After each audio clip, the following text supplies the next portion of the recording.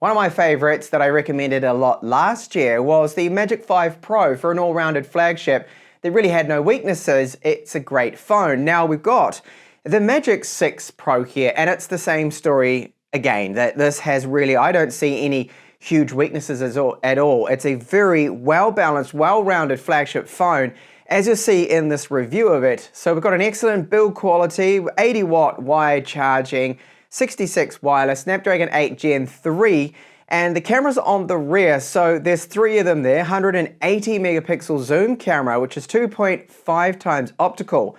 Might not seem a lot, but with a 180 megapixel sensor, there's a lot of room for digital cropping, as you'll see in this video. I'll give you some samples, of course. A 50 megapixel main camera with their AI motion sensing capture, which is really fun to use. It can get some stills in a split second, like jumping, for example, here, as you can see, that simply other phones cannot without being a blurry mess. But no, it's in focus and gets very clear shots. And it also has a variable mechanical aperture. So from a very bright f1.4, the main camera, right up to f2.0. A 50 megapixel ultra wide front facing camera. There is a cutout here that's a pill style. Yes, it's probably what some people don't actually like to see. However, it gives us a very secure 3D face unlocking using a time of flight camera and a 50 megapixel front facing camera. And we also get a screen that is 6.8 inches. It's an LTPO AMOLED screen that is very bright. Peak brightness with HDR content up to 5,000 nits. So I'll quickly show you what we get in the box, and unfortunately it's not a lot. They've gone the way of Samsung and Apple. So we get our charging cable, the SIM tray tool, and a little bit of paperwork. That's it. So no charger is included and no case either. This is a very well put together, solid, high quality feeling phone in hand. I like the material they've used on the back here. So this is their Epi Green, they call it. And it has a paper-like texture to it. It's very resistant to fingerprints. They don't show up at all. I can't see any. And the texture to it gives it a little bit of grip here too as well. Now you notice with our camera module, a little bit similar to what we had with the previous model, the Magic 5 Pro, but they made some important upgrades here too. So we now have a zoom camera that's 180 megapixels, this one, and that is a 2.5 times optical zoom. So this is the periscopic camera right here. And the thing is that it can still zoom quite a bit more, so you get 5 times and even 10 times is still quite usable, as you see later on. Built-in sensors, so there is an SMA radar that they do use with this, a multi-spectrum color temperature sensor, and a flicker sensor, which is located here. A 50 megapixel ultra-wide and our 50 megapixel main camera, which they call their Falcon main camera. So it's using, again, we're seeing that Falcon motion capture algorithm that they do have to it. So it's a very fast camera, this one, and it has the mechanical aperture to it. Okay, so we can go from, with this, a very wide and bright f1.4 to then f2.0, as you can see. Those are the differences between it when you're using that, and you can control that, but normally it's automatic with it too there. So the side of it, this is the left side, metal frame here, silver, looks very good. We've got a curvature to the glass, yes. And you'll see on the other side there are buttons. So very easy to access that fingerprint reader too there at the bottom. But although I wish it was just actually a little bit higher, the location of that I find to be a little low there. That's my only complaint there with it. Screen incredibly bright here. In fact, I'll just turn that down a little bit. But completely flicker free. Again, they've gone with a very high pulse width modulation refresh rate. So that is, for the refresh rate here, we're looking at, again, that 4,320. So this is really high. You don't see any flickering, anything at all with this. And the screen resolution of this one is 2800 by 1280. That gives us a PPI, so pixel density, of 453. Dolby Vision certified. And it just is a really good looking display here. Now, we do have curvature to the left and the right, but also the top and the bottom of it. It does make it more comfortable. I personally prefer flat displays. And then a pill cutout, yes, that we do have there for our camera. So front-facing 50 megapixel camera, and it does have time of flight 3D sensor in there. So this is why we get our secure face unlocking, and it also does have a built-in security chip with it. Bezels top and bottom, left and right, they do look pretty good. And the brightness of this can go right up to 5,000 nits, peak HDR brightness, mind you. But out in direct sunlight, as you can see now, you can make out that screen perfectly fine. It is super clear. We've got dual loudspeakers, a Type-C port down the bottom here that does support video out, and you'll see that's our loudspeaker right there. SIM tray takes 2 nano SIMs up the top here, IR transmitter, secondary loudspeaker, another microphone. There is also one there on the rear too, so there's 3 mics in total with the phone. So very good build quality, feels really solid. Weight-wise, well, we are looking at 225 grams for this version here. The glass one is 229. And the thickness of it, well, it's 8.9 millimeters measuring here, not the camera module. The phone is also drop test certified by SGS for glass drop resistance ability that does have, because it is covered with the Honor nanocrystal shield over it. So it should be able to hold up really well considering it's passed those tests from SGS. Now it's got an IP68 dust and waterproof rating to it, splash resistance to it. And just looking here at our settings, I'll show you that it is running Android 14 here, and this is MagicOS version 8 we do get with it. Now it is very fluid. I've had no problems with any stutters, lag, touch gestures all work really good. Performance has been excellent. And more importantly too, is I've encountered no bugs, no freezing, no issues whatsoever. Even though this is just an early firmware, it seems to be very stable and no problems at all. So this LTPO AMOLED screen here, which can do that 1280 top resolution, it's not actually on by default. So if you go into the settings, you'll find that under where you'll have a look at the screen resolution and the refresh rate. So start out with the refresh rate here. I'll force this on to high because I like to do that, but there's dynamic, so it's going to do that on the fly for you. And I have tested it out and I've not noticed any transitions, just like testing this too, which is the smart resolution. So you're not always, this is again by default, not always on the top resolution, and having it on smart resolution, I really have not seen any transitions. It going sharper or duller or looking like it's not quite as sharp. I haven't seen any of that, which is really good. But you can force it onto the high setting if you wanted to do so, which is good that we've got that option. And then under color, you have your typical temperature that you're able to adjust, white balance and whatnot is all in there. And you can put that onto a warmer or tweak it to yourself, how you do like to have your display. Now, what about bloatware? There is a little bit pre-installed, but not so bad compared to some of the other brands out there. So we've got TikTok, Booking, Facebook, and about 2 others. So really about 2, 3, 4 or so bloatware kind of applications that I would consider that's pre-installed on their Netflix. I wouldn't really think of that one as bloat, but quite good, lenient compared to some brands out there. So Snapdragon 8 Gen 3 is on board here with 12 gigabytes of RAM and very good score, getting over 2 million points here for Antutu.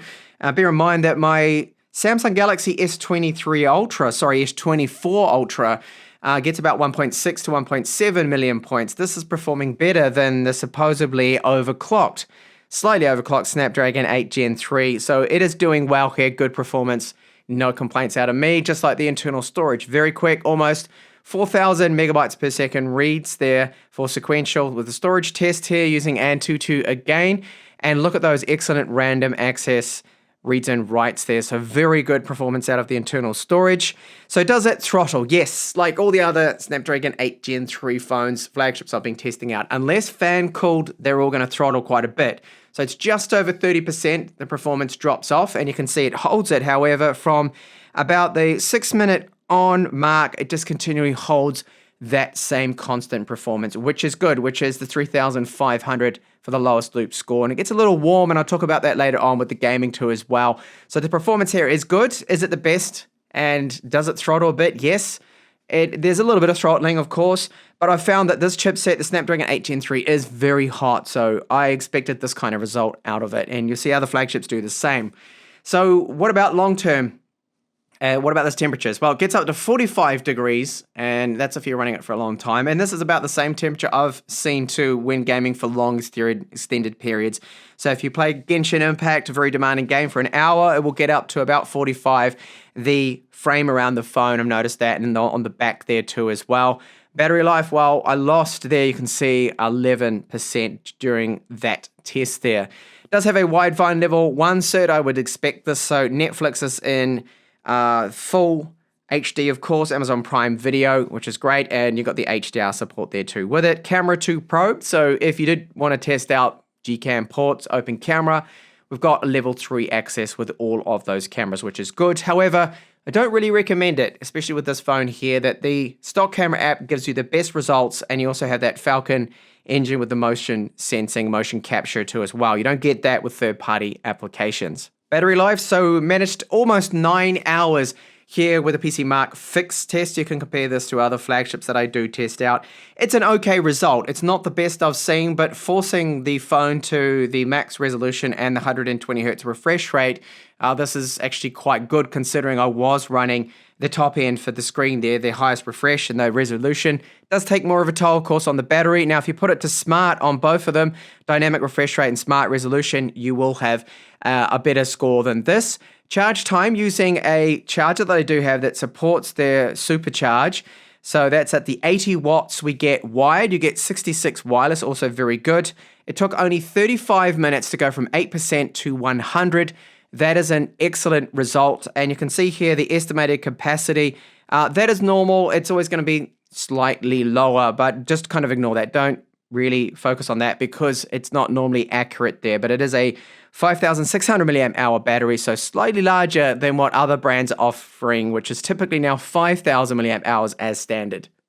So I just wanted to demonstrate now the face unlocking. You do have a lift to wake, and because it's a 3D unlocking, it is very, very good. So I just raise that up now and you can see it's seen my face there, unlocked it, and I can swipe. I can also just get it to go straight into as well. Fingerprint reader, that is working too. Very good. Optical. I'll do that again. I just find the face unlocking is what I'll be using most of the time. And of course, as I mentioned before, the trade-off is we do get that larger style notch there that not everyone's going to be fond of. The pill-looking notch instead of just a single hole punch cutout, which of course does look a lot better than this. So I wanted to quickly play you just a sample here with YouTube, sample track, just to have a listen there to the speakers. So we've got downward firing here, then the earpiece doubles as our secondary loudspeaker, and it works well. Very good, very loud, bit of bass to it, as you'll hear from the sample at 100% volume. Just make sure that volume is cranked right up.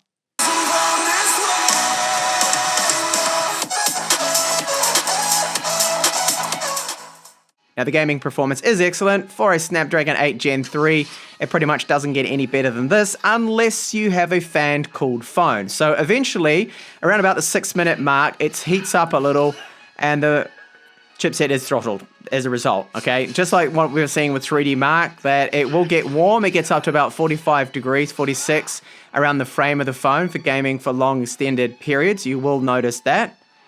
And really good overall. You don't see any lag or any problems. Unless you go into a different area of the map, you sometimes get that load lag where it drops a few frames per second.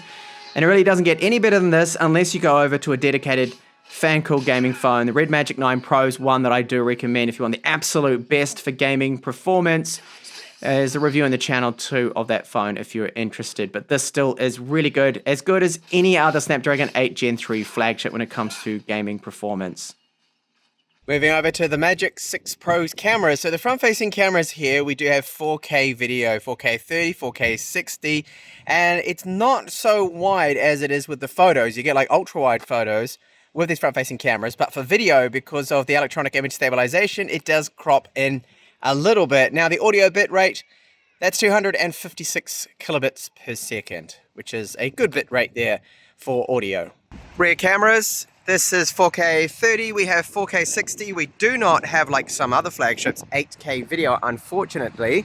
Looking a little overcast today. We have a bit of a storm front coming in or building up. And that's the main camera with optical image stabilization. This is our ultra wide.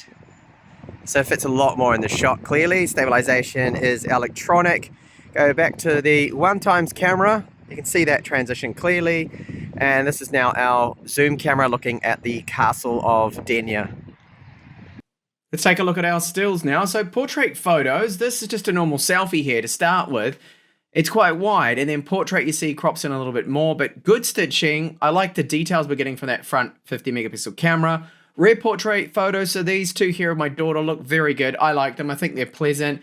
Skin's got like a little bit of smoothing happening, but overall they are, I think, very good looking portrait shots. Then the AI motion capture they talked about at the intro of the video. I think it's really good. This is a fun feature to test out, and how incredibly good the focus and shutter rate is without causing any motion blur too is just incredible how good it is at taking these fast-paced action shots.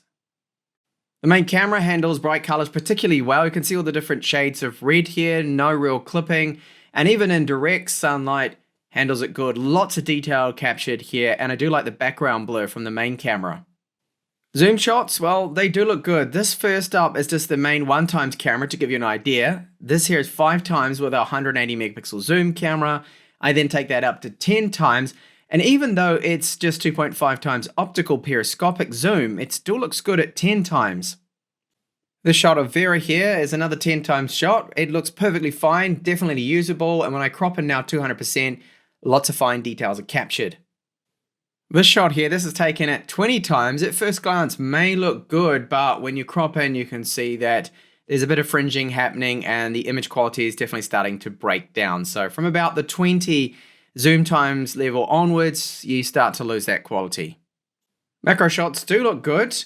I wish they were a little bit sharper, however, but nice background blur that you also get with those macro shots. Ultra wide photos, thanks to the 50 megapixels, are sharp. They've got a lot of details there. And overall, I think it's got a great ultra-wide camera.